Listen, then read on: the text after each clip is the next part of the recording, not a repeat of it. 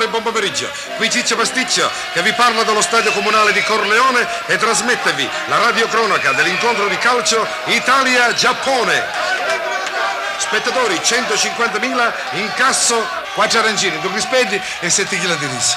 Cielo fancoso, terreno nuvoloso, sole, pioggia e neve caratterizzano questa giornata memorabile di primavera, estate, autunno e inverno. Formazione in campo: Italia, Castellini, Castelli e Castellinaria, Rocca, Capello, Tignuso, Gentile, Scorbudico e Vastaso, Tornabene, Chinaglia, Graziani e grazie Sant'Antonio se ne fa vincere sta partita. Giappone: Samurai, Tammutai, Tachunkai e Tishankai, Yokupoku Mayoku, Orino sui muri, Soprotetto e Unieie, Kufu, Keshipao, Ifigo e Simanjao, Limpunja, Shanghai Sheikh, Suzuki e Kususuka Lova Matina. Con la partecipazione del campione di nuoto giapponese non saccio da. Segnaline: il tuffatore spagnolo Casco de Panza e il campione di 100 ostacoli cinese Chin Bin-jiu. Arbitro: il commissario della polizia rumena Dumano Lopescu. Ed ecco che stanno entrando in campo gli azzurri celesti dell'Italia e i gialli scoloriti del Giappone. Sono presenti in tribuna il ministro del petrolio inglese Serbatoi, il segretario dei trasporti americano John Canyon e il sottosegretario dei trasporti cinese Furgon Jin, il ministro delle poste inglese Frank Bull. Fischio dell'arbitro. Inizia il gioco. Ecco la palla presa da Tammutai che la passa a Tachukai. Ancora Tachukai a Tammutai. Tammutai a Tachukai e Ochungao Pitavero. Ora Tammutai sulla Ovizio e non si più.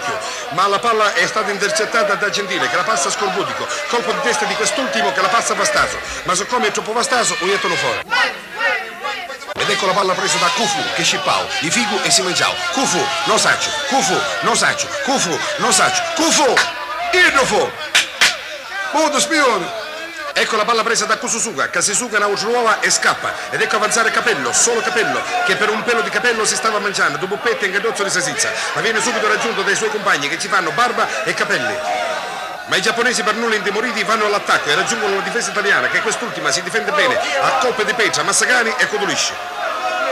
Resiste bene Yokupoku Mayoku, ancora Yokupoku Mayoku, ma siccome è indeciso non gioca più. Ed ecco ad avanzare Torna bene che cala bene sulla fascia laterale, arriva sino alla difesa giapponese. Torna bene solo, in ali di rigore, torna bene solo, ma i giapponesi fanno lunare più stotto caritto. Torna bene ritornato nella propria area e viene festeggiato dai suoi compagni al colpi di scarpa e papagni da destra. Resiste solo Chinaglia a metà campo che palleggia e il pubblico fischia, pure l'arbitro si mette a fischiare.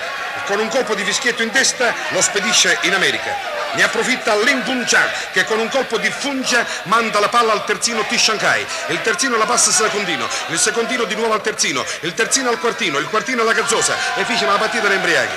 A 3/4 di campo mischio di giocatori, italiani sotto, giapponesi sopra, giapponesi sotto, italiani sopra, basta Ciacco sopra e Cosutta. Si scansa dalla mischia Orino sui muri, solo davanti alla porta, tira, ma la porta è chiusa, Rava finisce e s'avvia Bacconi. Fischio dell'arbitro. Rigore a favore dell'Italia, lo tira Gentile che con un tocco gentile sfonda la pancia del portiere giapponese, il quale lo portano all'ospedale e lo dichiarano guaribile in 9 mesi salvo complicazioni. Signore e signori, l'incontro di calcio si chiude con il seguente risultato: Italia 3 pugni, Giappone Gazzotto e una perata.